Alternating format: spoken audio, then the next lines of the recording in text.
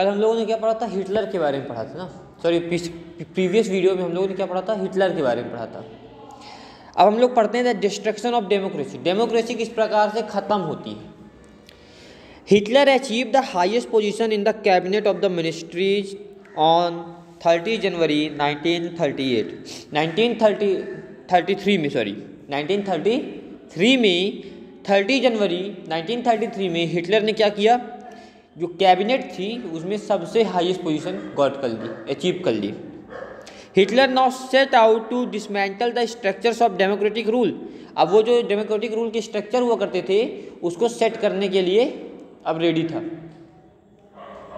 The fire decree of 28 February 1933 suspended civic rights like freedom of speech, press and political assemblies जो होती थी, ये सब चीज़ों को क्या कर दिया उसने, ख़त्म कर दिया।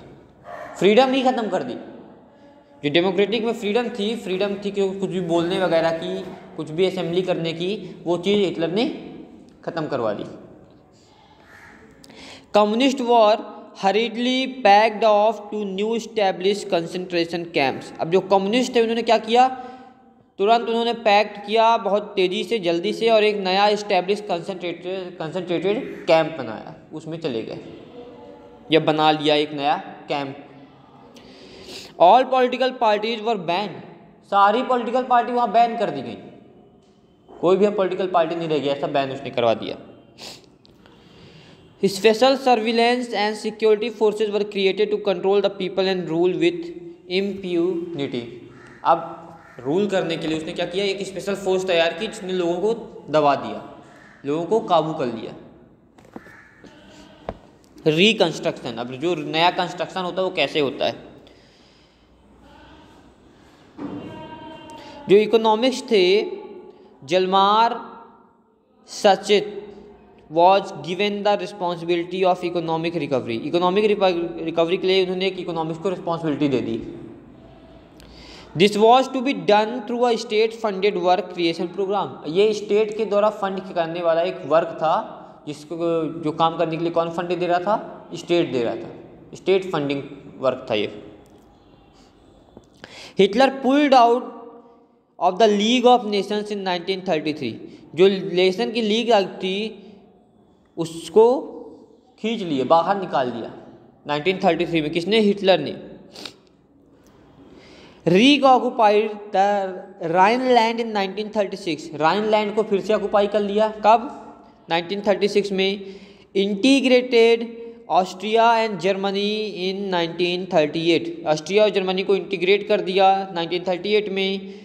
किस स्लोगन के अंडर, एक स्लोगन उसने पास किया, कौन सा स्लोगन था, one people one empire one leader. एक ही व्यक्ति रहेगा, एक ही एम्पायर रहेगा और एक ही लीडर रहेगा। सारे एक ही व्यक्ति रहेंगे, कोई अलग अलग देश का नहीं रहेगा। सारे के सारे एक ही एम्पायर के होंगे, कोई 10 एम्पायर नहीं होंगे, एक ही एम्पायर में सब कुछ होगा। और एक ही लीडर होगा, अलग अलग लीडर भी नहीं होंगे। ही देन टूक सुडेंटेलैंड। सुडेंटेन जो लैंड थी उसको भी उसने क्या किया, ले लिया, कैप्चर कर लिया।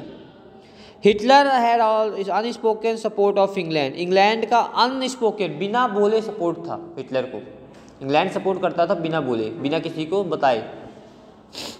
Hitler did not stop here. Hitler यहीं पे रुका नहीं। He choose war of the way of the economic crisis.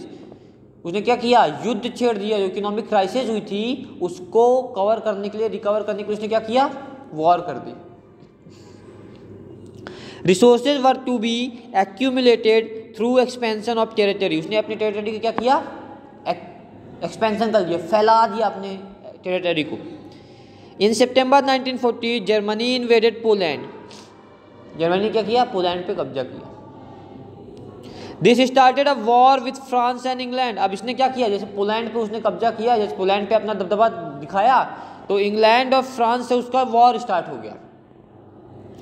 USA registered involvement in the war. अब यूएसए ने क्या किया, अपना रेजिस्टेंस भी दिखाया, कहाँ पे, वॉर में।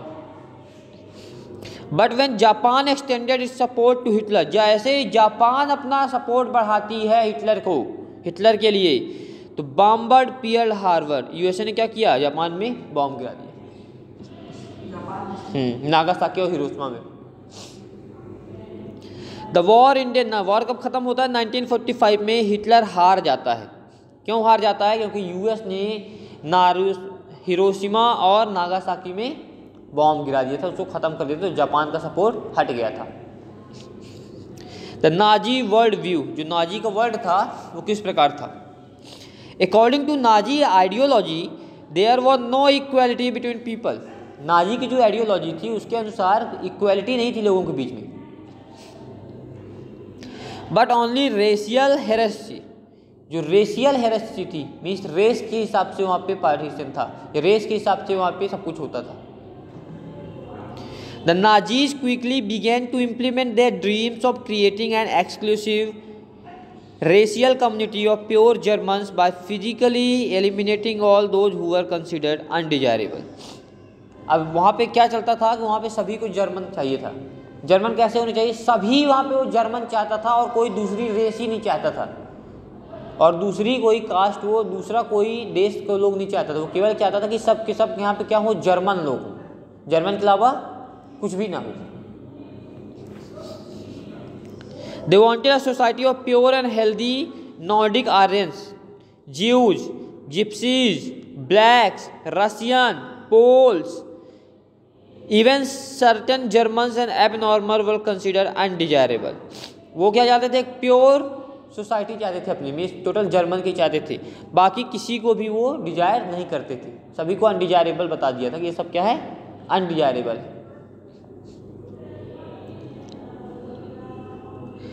इसके बाद हम लोग बात करते हैं फ्रॉम 1933 से 1938 की। 1933 से 19, तो क्या हुआ था उस समय पे, जो नाजीज थे वो टेरराइज्ड हो गए थे, पैपुराइज्ड हो गए थे और सेग्रेगेटेड थे। ज्यूज को सेग्रेगेट कर दिया था, compelling them to leave the country, कैसे, उनको कंट्री से बाहर निकालने के लिए सेग्रीगेट किया था। क्यों किया था, ताकि वो कंट्री से बाहर चले जाएं। द नेक्स्ट फेज 1939 से 1945 में क्या हुआ था, aimed at concentrating them in certain areas and then killed them in gas chamber in Poland, और उनको मार दिया जाता था, पोलैंड में कुछ गैस चैम्बर बना के उनको मार दिया जाता था। The racial utopia, genocide and war became two sides of the same coin, जो जेनोसाइड था और वॉर था वो क्या था, एक ही सिक्के के दो पहलू थे, चाहे कुछ भी करो नुकसान तो वही होना है। ऑक्युपाइड पोलैंड वॉज डिवाइडेड, जो पोलैंड को ऑक्युपाई किया था वो क्या हुआ, डिवाइड हो गया। Poles were forced to leave their homes and properties behind to be occupied by ethnic German.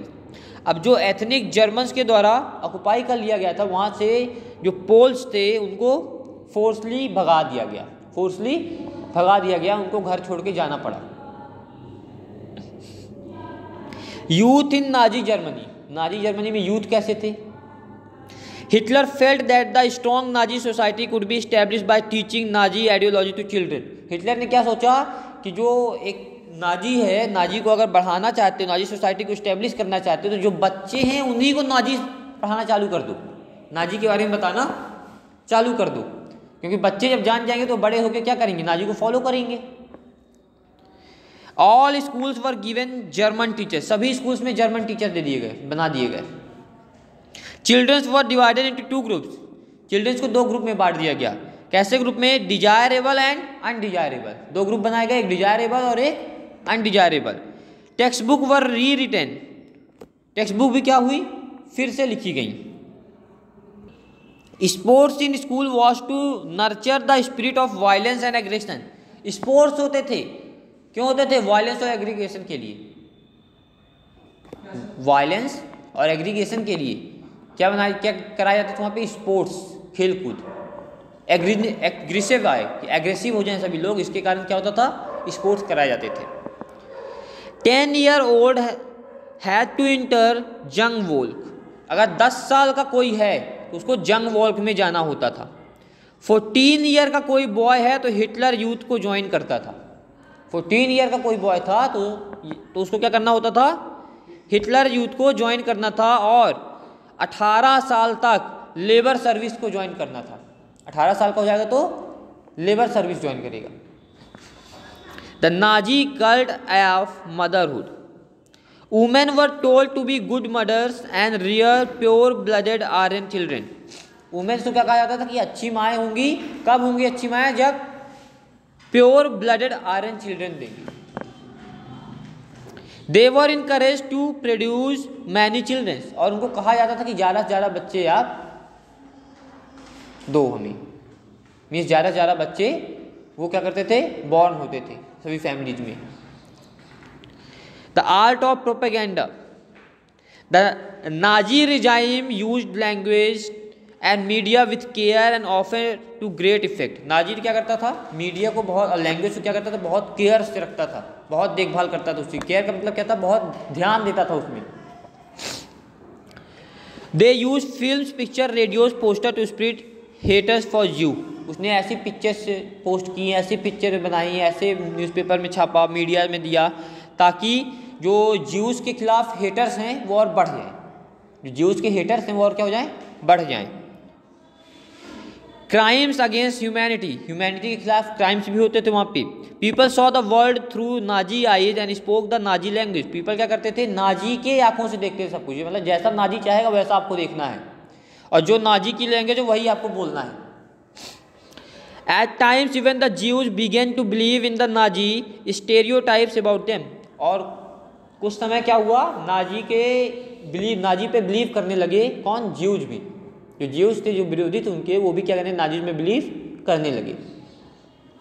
Knowledge about the Holocaust, it was only after the war indeed that people came to know about what had happened. ये जब war खत्म हुआ तब पता चला कि आखिर यहाँ हुआ क्या है।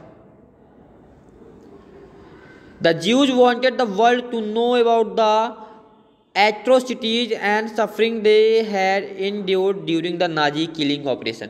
जो ज्यूज थे वो चाहते थे कि वर्ल्ड को पता चले कि नाजी ने किस प्रकार से ज्यूज को ख़त्म किया है, किस प्रकार से उनको मारते थे, सब कुछ बताना चाहते थे वर्ल्ड को। They just wanted to live, वो केवल चाहते थे कि वो जिंदा रहें, वो जीवित रहें। Even if it was for a few hours, भले ही वो कुछ घंटे का हो, वो जिंदा रहना चाहते थे बस। To tell the world about the Holocaust, क्यों जिंदा रहना चाहते थे कुछ समय के लिए ही, ताकि वर्ल्ड को उस होलोकॉस्ट के बारे में बताया जा सके, उसके बारे में बताया जा सके। तो ये चैप्टर आपका यहाँ पे फिनिश होता है, ठीक है।